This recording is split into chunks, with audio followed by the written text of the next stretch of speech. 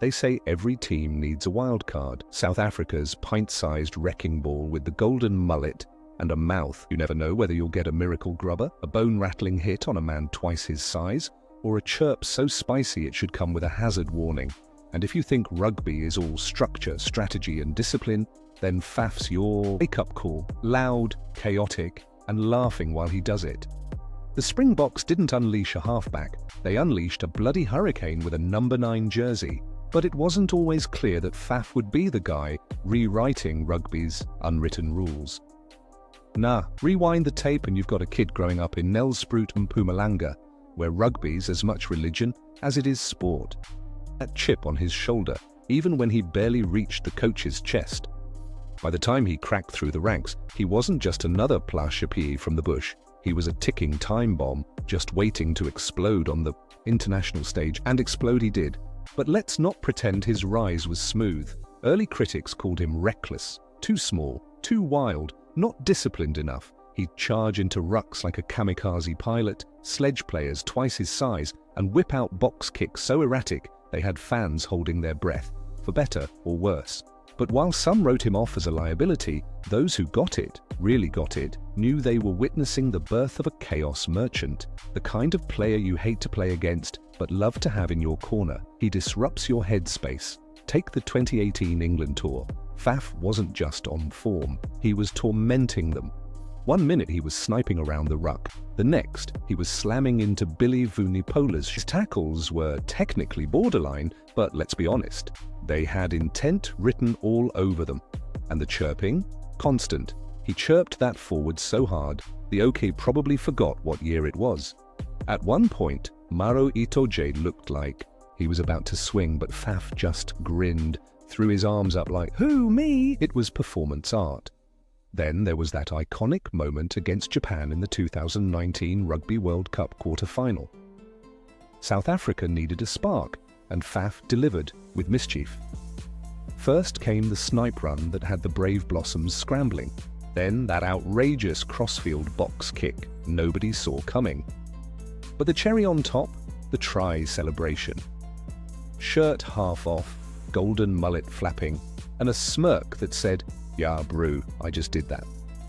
Only a true Safa could pull off a move like that and still smile like he's just bribed your lunch. His teammates knew the value he brought, but opposing fans, oh, they had opinions. Reddit threads lit up with claims of dirty play, overconfidence, and that old classic, he's all mouth. But every time someone doubted him, Faf doubled down. He wasn't trying to be liked. He was trying to win. And sometimes that meant pushing buttons, pulling jerseys, and whispering sweet nothings that sounded more like battlefield insults. His stint with the Sale Sharks in England was like dropping a firecracker in a library. The Premiership had its structure, its tempo, its gentlemanly vibes. Then Faf showed up. He'd do a fake box kick just to bait a winger, only to switch and fling a pass 30 meters wide. Or he'd smash a player in open play and walk off. One British commentator called him a Tasmanian devil with a law degree in rugby disruption. It stuck. And let's be fair, he didn't care. There was also the infamous incident during a Champions Cup match where Faf accidentally tangled up with the ref's mic cord. Coincidence? Maybe. Convenient? Definitely. Opposing fans cried foul. Faf just laughed. The ref grounded. Even when he was being cheeky, he had a line ready. That wasn't a tackle, brew, that was Joburg's smash and grab. But maybe his most outrageous display came during the Lions tour of 2021. The pressure was nuclear, every phase counted. And Faf? He thrived in the chaos. He poked, prodded, and got under the Lion's skin like a Durban mosquito. He danced around rucks, made borderline late hits look accidental. He went in harder than a bouncer at a Pretoria Joel on payday. But his mouth, that was the real weapon. Players accused him of chirping family members, past performances, even hairstyles. At one point, he allegedly sledged a Lions forward by asking if he still got benched at school. You don't come back from that. It's psychological warfare, and Faf was fluent. And let's not forget the infamous short shorts saga. While most players kept it regulation, Faf's kit seemed half a size too small, and people noticed. Social media erupted, memes flew, but Faf didn't shy away. He leaned into it, even dropped a line in an interview. If the legs work, might as well show them off. Confidence or trolling? Probably both. And that's the thing, he blurred the lines so well, you never knew where the real Faf ended and the on-field persona began. By the time World Rugby tried to crack down on dangerous play and sledging, Faf was already 3 moves ahead. He adjusted his style just enough to stay within the margins, but never lost that edge. He kept pushing the boundary. He wasn't reckless, he was calculated chaos. His energy didn't dip. Teammates described him as the guy who couldn't sit still, always pranking someone, always vibing at 100%. One story tells of Faf sneaking into a teammate's hotel room and replacing their protein powder with powdered milk. Another claimed he once tried to convince the physio he'd torn his ACL, only to sprint off laughing 5 seconds later. He was the prankster, the jester, the agent of disruption. Still behind the chaos was a brain few gave him credit for. Analysts began to realize his unpredictability was strategic. He'd bait teams into chasing shadows, force penalties by exploiting gaps in law interpretations, and weaponize tempo like few others. He didn't just play fast, he thought fast. And that's why coaches stuck with him, even when the world thought he'd gone too far. His reputation today is a mix of legend and liability. Some call him a menace. Others say he's one of the most impactful scrum halves of his generation. But no one calls him boring. Faf de Klerk doesn't do boring, he doesn't do safe. He does rugby like it's a street fight.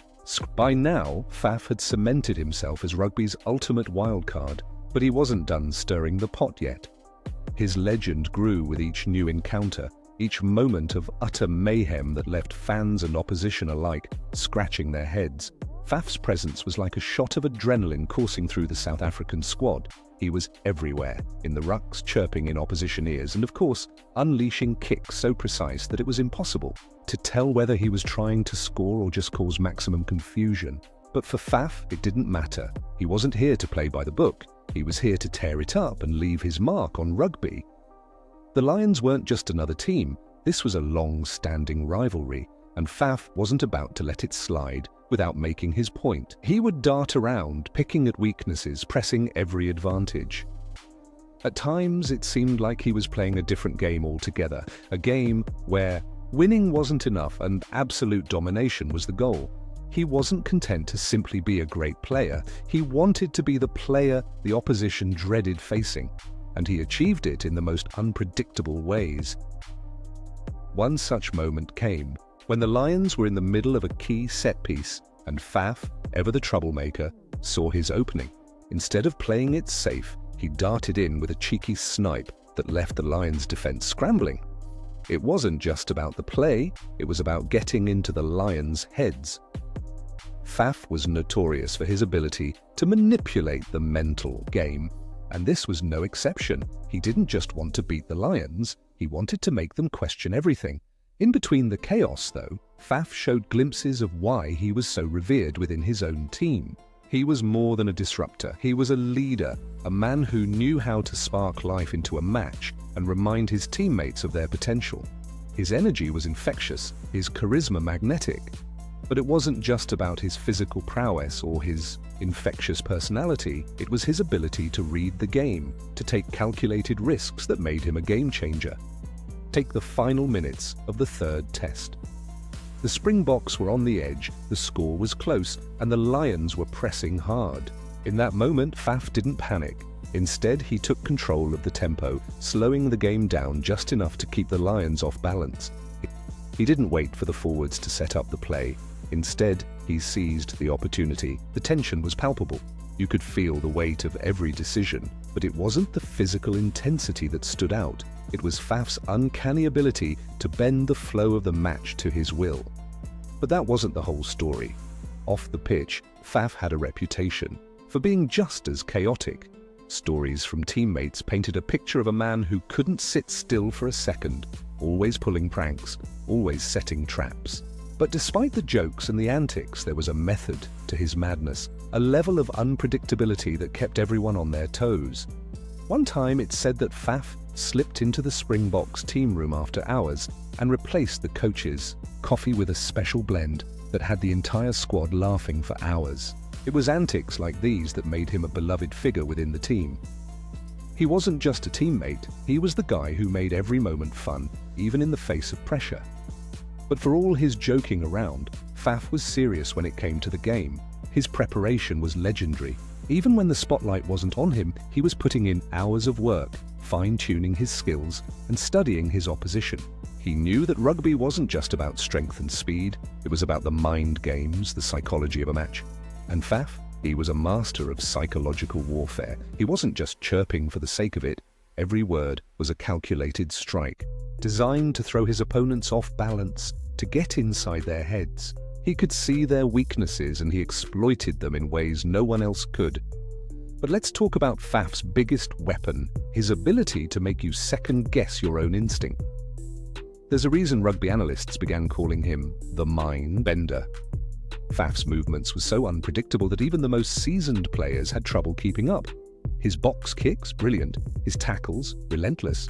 But it wasn't just the physical aspect of his game that made him so dangerous, it was his unpredictability.